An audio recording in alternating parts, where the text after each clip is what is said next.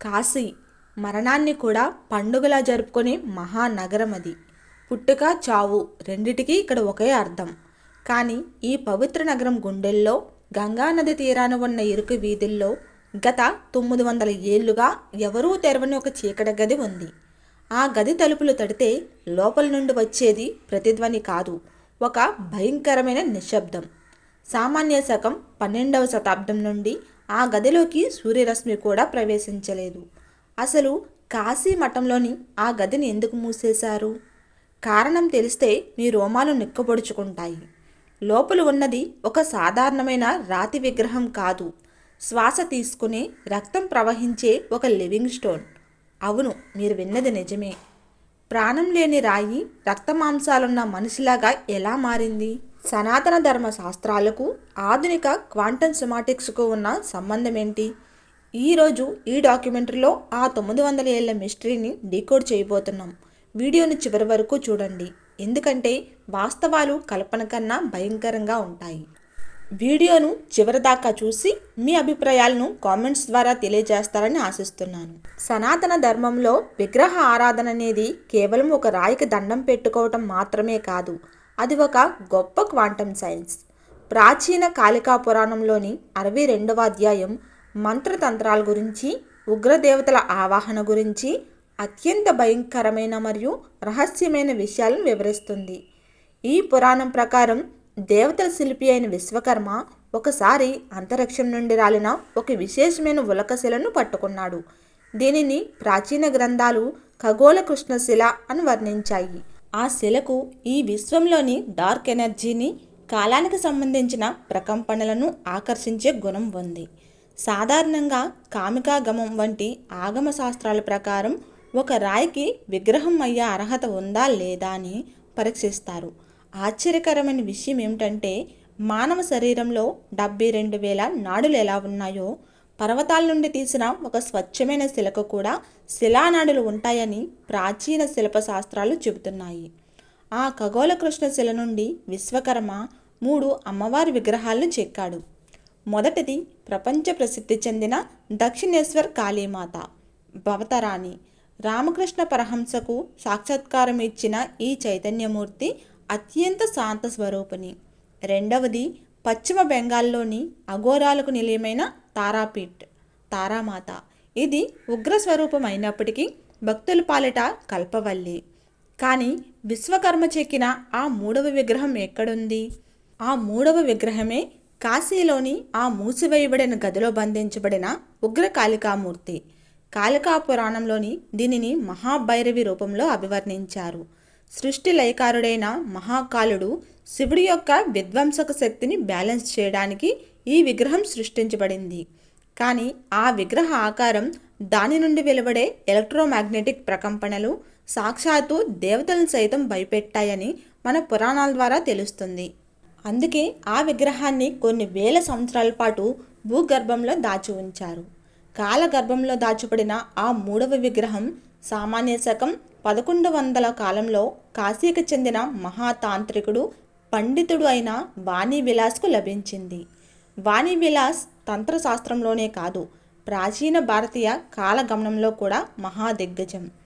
సూర్య సిద్ధాంతం లాంటి ప్రాచీన ఖగోళ గ్రంథాల ఆధారంగా భూమిపై సమయానికి, కాస్మిక్ కాలానికి మధ్య ఉండే వ్యత్యాసాన్ని లెక్కించగల సమర్థుడు. ఆ కృష్ణశిల దొరికినప్పుడు అది కేవలం నల్లటి రాయి కాదు, విశ్వకర్మ చేతిలో ప్రాణం పోసుకున్న దివ్య శిల అని ఆయనకు అర్థమయ్యింది. ఆయన కాశీలోని తన కాశీ మఠంలో దానికి అత్యంత రహస్యంగా ప్రాణప్రతిష్ఠ చేయడం ప్రారంభించాడు. ఇది దేవాలయాల్లో చేసే సాధారణ ప్రాణప్రతిష్ఠ కాదు. అప్పటికే ఆయన గర్భ ఉపనిషత్తు, సుశ్రుత సంహిత లాంటి ప్రాచీన గ్రంథాలను ఔపాసన పట్టి ఉన్నాడు. ఈ గ్రంథాలలో మానవ పిండం తల్లి కడుపులో ఎలా అభివృద్ధి చెందుతుందో, కణ విభజన ఎలా జరుగుతుందో చాలా స్పష్టమైన సైన్స్ దాగి ఉంది.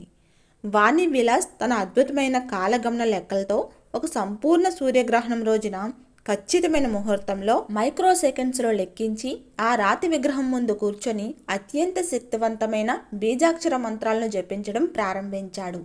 తన సొంత ప్రాణశక్తిని ఆ శిల యొక్క నాడుల్లోకి పంపాడు. రోజులు గడుస్తూ ఉన్నాయి. ఆ మంత్రాల ఉధృతికి పురాతన మఠం గోడల్లో పగుళ్ళు రావటం మొదలయ్యాయి. ఒక అమావాస్య అర్ధరాత్రి అద్భుతం మరియు భయంకరం ఏకకాలంలో జరిగాయి. ప్రాచీన శిల్ప శాస్త్రంలో చెప్పబడినట్లుగా ఆ విగ్రహం యొక్క రాతి ఉపరితలం మారటం మొదలయ్యింది. కఠినమైన రాయి నెమ్మదిగా మానవ చర్మంలా మారటం వాణి విలాస్ కల్లారా చూశాడు. ఆ విగ్రహం కళ్ళు తెరిచింది. ప్రాణం లేని రాయి గర్భోపనిషత్తులో చెప్పబడిన పిండంలా కణవిభజన చెంది రక్త మాంసాలున్న శరీరంగా మారింది. కానీ ఇక్కడే ఒక ఘోరమైన తప్పు జరిగింది. వాణి విలాస్ చేసిన కాలగమనలో కేవలం ఒకే ఒక నానో సెకండ్ వ్యత్యాసం రావటం వల్ల ఆయన చదివిన మంత్రం రివర్స్ అయ్యింది. శాంత స్వరూపంతో మేల్కోవలసిన ఆ విగ్రహం కాళికా పురాణంలో చెప్పబడినట్లు అత్యంత భయంకరమైన డార్క్ కాస్మిక్ ఎనర్జీని ఆవాహన చేసుకుంది. ఆ విగ్రహం నుండి వచ్చిన తొలి శ్వాస మఠంలోని దీపాలను ఆర్పేసింది. ఆ చీకటిలో ఆ శిల కళ్ళు ఎర్రగా మెరుస్తూ ఉన్నాయి. ఇక్కడ మీకు ఒక అనుమానం రావచ్చు. ఒక రాయి రక్త మాంసాలున్న మనిషిలా మారటం సైంటిఫిక్గా సాధ్యమేనా అని. ఇది కట్టుకథ కాదు అనడానికి ఆధునిక సైన్స్ మనకు ఒక అద్భుతమైన సమాధానం ఇస్తుంది. అదే క్వాంటమ్ సిమాటిక్స్. సిమాటిక్స్ అంటే శబ్దం ద్వారా పదార్థం యొక్క ఆకారాన్ని, అణు నిర్మాణాన్ని మార్చగలిగే సైన్సు. విశ్వం మొత్తం ఒక వైబ్రేషన్. స్ట్రింగ్ థియరీ కూడా ఇదే చెబుతుంది. మన సనాతన ధర్మంలో దీనినే శబ్ద బ్రహ్మ అన్నారు. ప్రతి మంత్రం ఒక నిర్దిష్టమైన ఫ్రీక్వెన్సీని ఉత్పన్నం చేస్తుంది. పండిట్ వాణి విలాస్ ఉపయోగించిన తీవ్రమైన బీజాక్షర మంత్రాలు కొన్ని వేల టెరాహెర్ట్జ్ ఫ్రీక్వెన్సీని ఆ మూసి ఉన్న గదిలో సృష్టించాయి. ఆ క్వాంటమ్ వైబ్రేషన్ వల్ల ఆ రాతి విగ్రహంలోని పరమాణువులు రీఅరేంజ్ అయ్యాయి. రాయిలోని కార్బన్ మరియు సిలికాన్ మాలిక్యూల్స్ ఆర్గానిక్ మాలిక్యూల్స్గా పరివర్తన చెందాయి. విగ్రహం శ్వాస తీసుకోవటం ప్రారంభించింది. కానీ తప్పుగా ఉచ్చరించబడిన ఒక మంత్రం ఫ్రీక్వెన్సీ ఆ విగ్రహాన్ని ఒక రాక్షస శక్తిగా మార్చేసింది. సజీవంగా మారిన ఆ విగ్రహం ఆకలితో రగిలిపోవటం ప్రారంభించింది.